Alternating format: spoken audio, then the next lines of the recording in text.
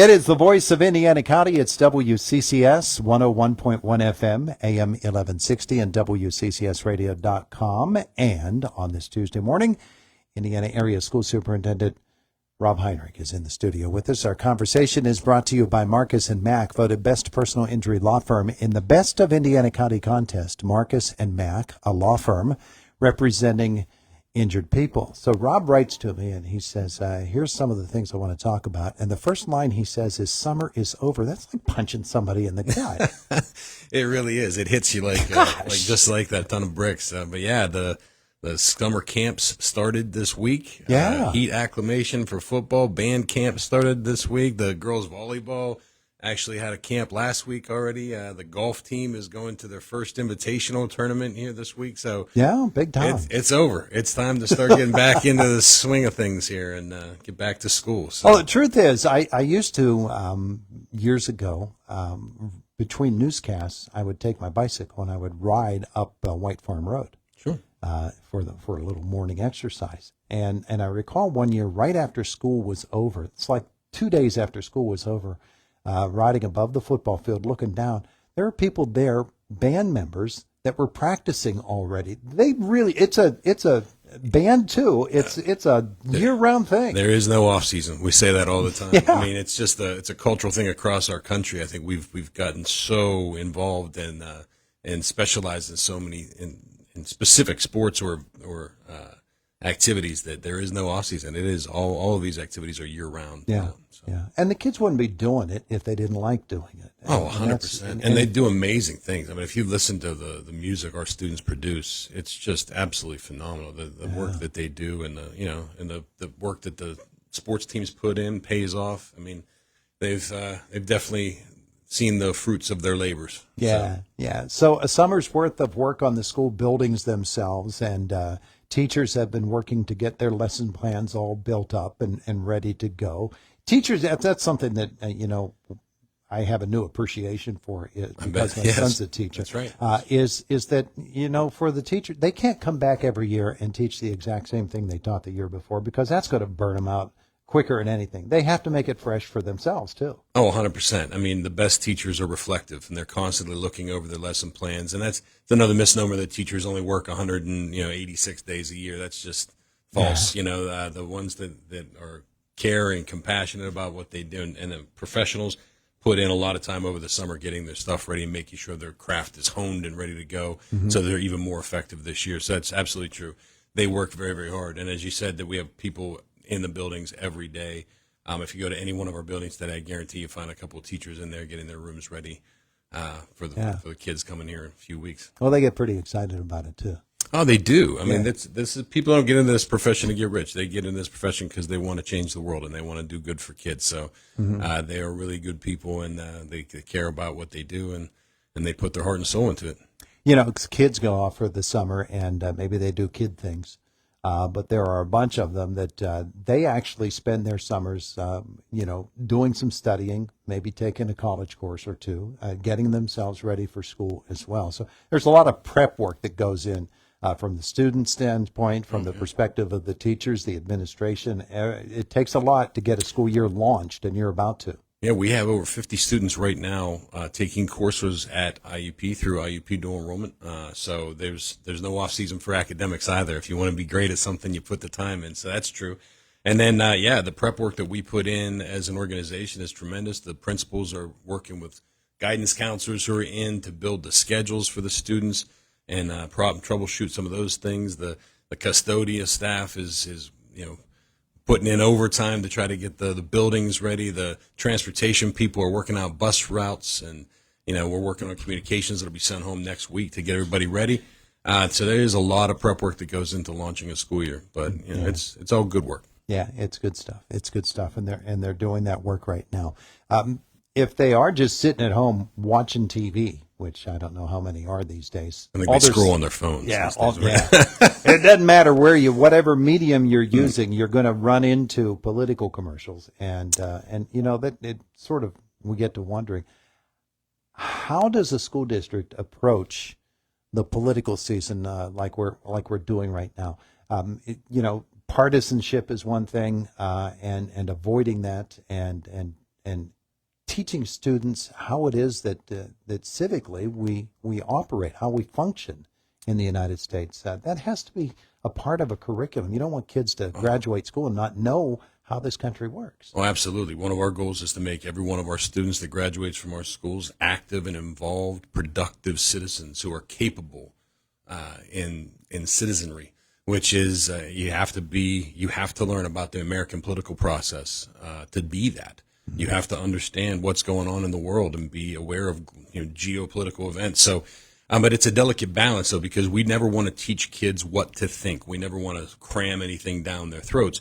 We like to present the information that's out there and let them come to their own conclusions. We teach kids how to think in school, which is very, very important, especially during an election season, and one as heated as this. I mean, this is one of the most politically polarized times in our country's history, and the teachers have to walk that fine line. They have to be Switzerland, I say.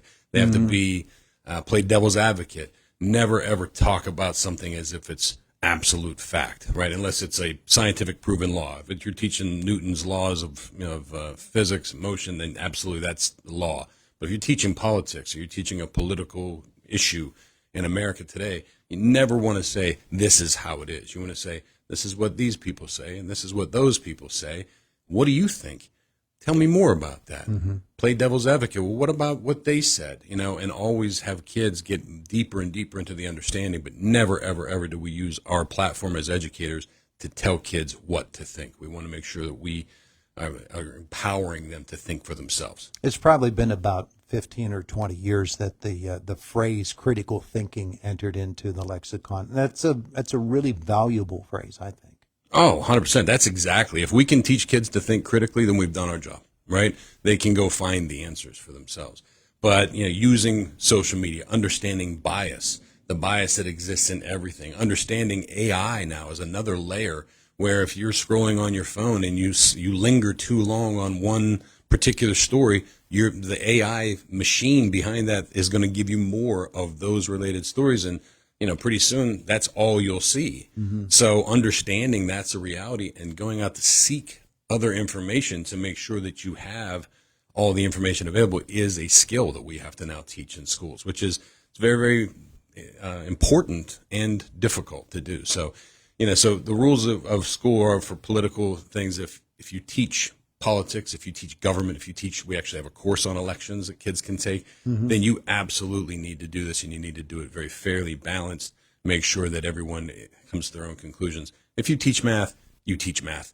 Or if you teach science, you teach science, and you leave the politics for the political classes themselves. And when you're in those political classes, teach them how to think for themselves, not what you think. They should graduate never knowing if you're a Democrat, Republican, liberal, conservative. They should have no idea. Rob Heinrich, the superintendent, Indiana Area School District, with us here this morning. Let's talk about a couple of other things. Sure. You mentioned the custodial staff hard at work on the buildings themselves, getting them ready. That includes outdoors, the parking lots, and I don't know. Do we paint individual parking spaces? Do you let the seniors do that like some school districts do? Yeah, this year we're gonna get on that trend, and yeah? It's gonna be an exciting little thing. So we actually, I don't know where they saw it, but some students brought it to us and our board that they wanted to personalize their parking spaces, and they've begun that work. If you go to the senior high school, you can see a couple of the students' creative, artistic expression of their own parking space now, and it's a really nice. It's a really nice way to build some school community, some school pride, to get the kids involved, and have them take pride in their facilities and their parking lot, their building. Because it takes everybody for us. Everyone's got to do their part to take care of the place. So I believe we've had 48 applications to paint a design on their parking space that have been approved. So over the next couple of weeks, these are all going to get done, and it's going to be something to see. So if you're out for another walk or a bike ride, take a spin through the high school parking lot. It should be entertaining. There you go. Yeah, that's fun, and it gives those kids in particular a great little stake, if you will. Absolutely, in their senior year. Their senior year makes their senior year a little more special, a little more memorable, and a little more personalized. But again, it builds that sense of community. So we're very happy and excited to see where this goes. Couple of other things. Indiana Area Education Foundation. Up and running again and strong again, and some events coming up. Oh, I'm so proud of the work those people are doing. They give their time and effort freely, and just trying to make sure that every kid in our district has the best educational experience possible. They have a golf outing September 28th.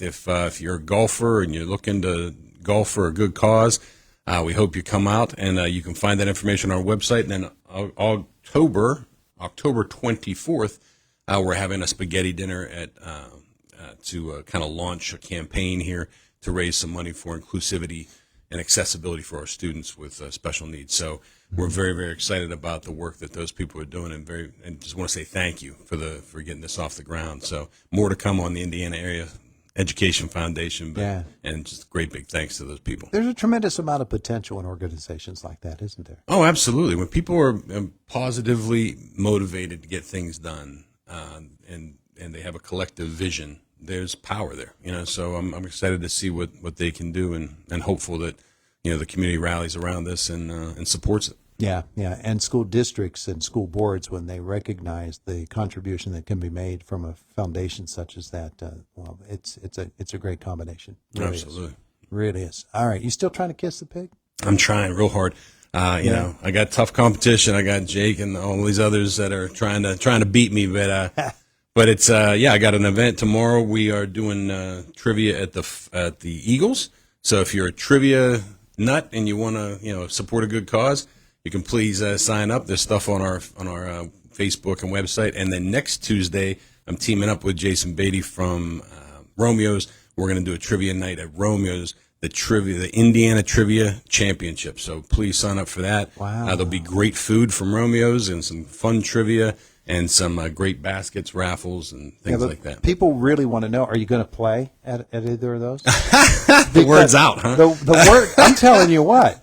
I had some people in here that said, you ought to hear Rob play. He can really play. Yeah, well, you should have heard me 20 years ago. I was much better back then. Yeah, but hopefully we'll see. You never know if I could. The guitar might come out, but I dabble a little bit with the guitar. Oh, they said it wasn't dabbling.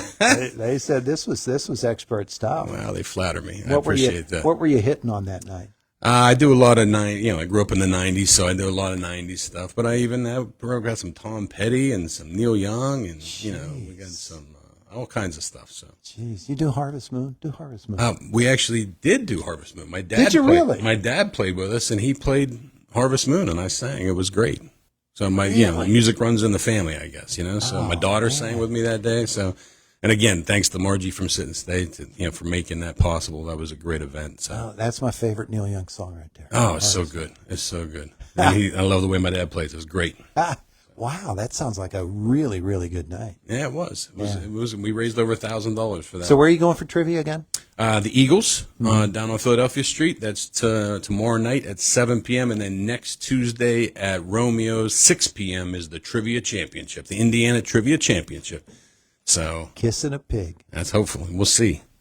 Get that lipstick on. I hope. He is Indiana Area School Superintendent Rob Heinrich, also musician extraordinaire. Thanks for the visit. Well, thanks for having me. It's Indiana in the Morning on WCCS 101.1 FM, AM 1160, WCCSradio.com.